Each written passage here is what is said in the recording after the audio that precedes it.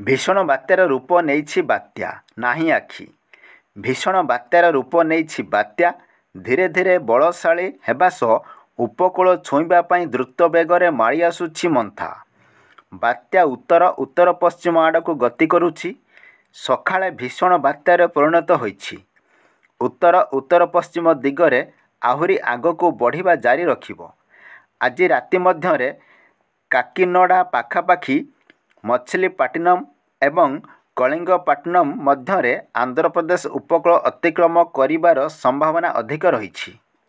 ମନ୍ଥା ପ୍ରଭାବରେ ପବନର ବେଗ 90ରୁ 100 କିଲୋମିଟରରୁ ନେଇ 110 କିଲୋମିଟର ପର୍ଯ୍ୟନ୍ତ ରହିବ। ଦକ୍ଷିଣ ଓଡ଼ିଶାରେ ପ୍ରବଳରୁ ଅତି ପ୍ରବଳ ବର୍ଷା ଲାଗି ରହିଛି। 5 ଜିଲ୍ଲାକୁ ରେଡ୍ ୱାର୍ଣ୍ଣିଂ ଜାରି କରାଯାଇଛି। ତେବେ ଏପର୍ଯ୍ୟନ୍ତ ସୃଷ୍ଟି ହୋଇନି ବାତ୍ୟା ମନ୍ଥାର ଆଖି। ସବୁ ବାତ୍ୟାର ଆଖି ନଥାଏ। ଏପର୍ଯ୍ୟନ୍ତ ମନ୍ଥାର ଆଖି ସୃଷ୍ଟି ହୋଇନି।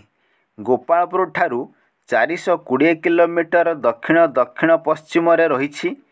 ଏହା ଉତ୍ତର ପଶ୍ଚିମ ଦିଗ ଦେଇ ଗତି କରିବା ସହ ଆଜି ରାତି ସୁଦ୍ଧା ଏହା କାକିନଡ଼ା ପାଖାପାଖି ମଛଲିପଟ୍ଟନମ ଏବଂ କଳିଙ୍ଗପଟ୍ଟନମ ମଝିରେ ସ୍ଥଳଭାଗ ଅତିକ୍ରମ କରିବ। ବାତ୍ୟା ଉପକୂଳ ନିକଟତମ ହେବା ସହ ଭୀଷଣ ବାତ୍ୟାର ରୂପ ନେଇଛି। ସମୟରେ 90ରୁ 100 କିଲୋମିଟର ବେଗରେ ପବନ ଓ ଝଟକା ପବନ 110 କିଲୋମିଟର ପର୍ଯ୍ୟନ୍ତ ହେବ। ବାତ୍ୟା ମନ୍ଥାର ଅବସ୍ଥିତି ଓ ଏହାର ପ୍ରଭାବ ସମ୍ପର୍କରେ ଆଞ୍ଚଳିକ ପାଣିପାଗ ବିଜ୍ଞାନ କେନ୍ଦ୍ର ନିର୍ଦ୍ଦେଶକ ମନୋରମା ମହାନ୍ତି ଏହି ସୂଚନା ଦେଇଛନ୍ତି।